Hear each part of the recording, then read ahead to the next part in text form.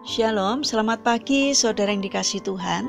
Kiranya damai sejahtera dan sukacita dari Tuhan Yesus Kristus senantiasa menyertai saudara sekalian. Sebelum kita mendengarkan firman Tuhan dan renungan, mari kita berdoa. Tuhan Allah Bapa yang baik, kami sungguh bersyukur atas kebaikan dan kemurahan-Mu, karena Engkau selalu melindungi kami dalam beristirahat sepanjang malam, sehingga kami dapat bangun dalam kondisi baik dan sehat. Jika sebentar kami akan mendengarkan firman-Mu, urapilah kami dengan Roh Kudus-Mu, agar kami dapat mengerti dan memahami apa yang Tuhan sampaikan kepada kami. Terima kasih Tuhan. Di dalam nama Tuhan Yesus Kristus, kami berdoa. Amin.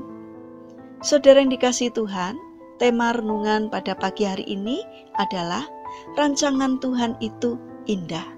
Bacaan diambil dari kitab Yeremia pasal 29 ayat yang ke-11. Demikian sabda Tuhan. Sebab aku ini mengetahui rancangan-rancangan apa yang ada padaku mengenai kamu.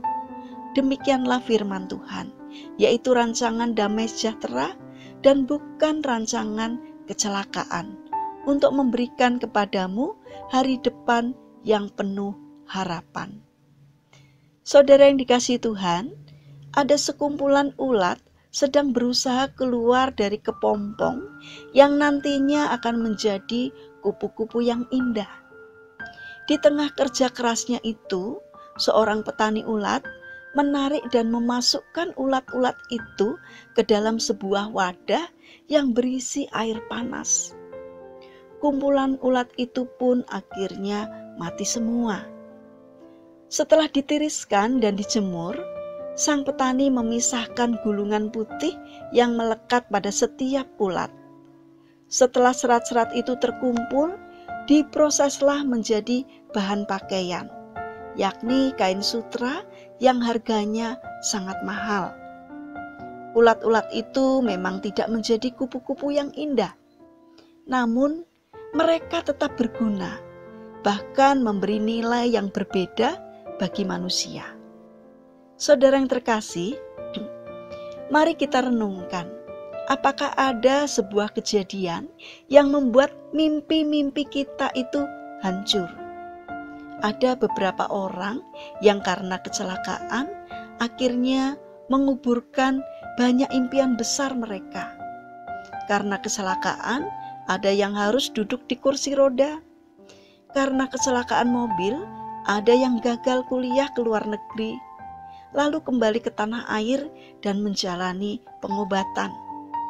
Segala rencana pada akhirnya berantakan, tidak seperti yang dipikirkan dan yang diharapkan. Stres dan depresi sudah pasti dialami. Namun pada akhirnya mereka harus memilih bangkit dari keterpurukan dan menata hidup kembali. Mereka memimpikan mimpi yang baru, yang lebih besar dan yang lebih gila dari sebelumnya. Mereka menjalani hidup baru yang sama sekali berbeda. Tidak mudah memang menerima kenyataan yang ada. Tetapi jika mereka bisa melalui badai yang ada, maka kita pun sudah seharusnya bisa melewati hal serupa. Saudara yang dikasihi Tuhan, tidak semua mimpi kita menjadi kenyataan. Itu adalah fakta. Tidak segala apa yang kita rencanakan, sekalipun sudah sedemikian matang, akan terjadi. Memang membutuhkan waktu untuk memulihkan diri dan memerlukan proses untuk menghadapi mimpi buruk itu. Akan tetapi percayalah, jika Tuhan mengizinkan meruntuhkan semua mimpi kita, berarti Ia sedang merancang sesuatu yang lebih besar dan lebih dahsyat lagi bagi kehidupan kita. Saudara yang terkasih, milikilah karakter untuk mau menerima setiap hal yang terjadi dalam hidup kita. Syukurilah semua yang terjadi. Berpikirlah positif bahwa semua hal sudah diatur oleh Tuhan untuk mendatangkan kebaikan bagi kita. Mari kita berdoa. Tuhan Yesus yang baik, berilah kami hati seluas samudera untuk dapat menerima semua kehendak-Mu yang mungkin tidak seperti yang kami inginkan. Berikan hikmat kepada kami, agar bisa memahami maksud dan rancangan Tuhan di dalam kehidupan kami.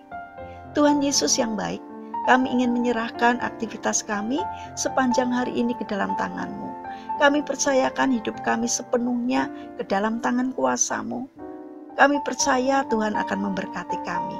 Saat ini kami berdoa untuk saudara-saudara kami yang dalam pergumulan sakit. Kami mohon belas kasih dan kemurahan-Mu. Kiranya Tuhan menolong, mengangkat sakit penyakitnya, sehingga saudara-saudara kami akan mendapatkan kesembuhan dari Tuhan. Terima kasih Tuhan, dalam nama Tuhan Yesus Kristus kami berdoa. Amin. Puji Tuhan, saudara yang terkasih, kiranya firman Tuhan dan renungan pada hari ini dapat menguatkan, memberkati kita semua. Haleluya.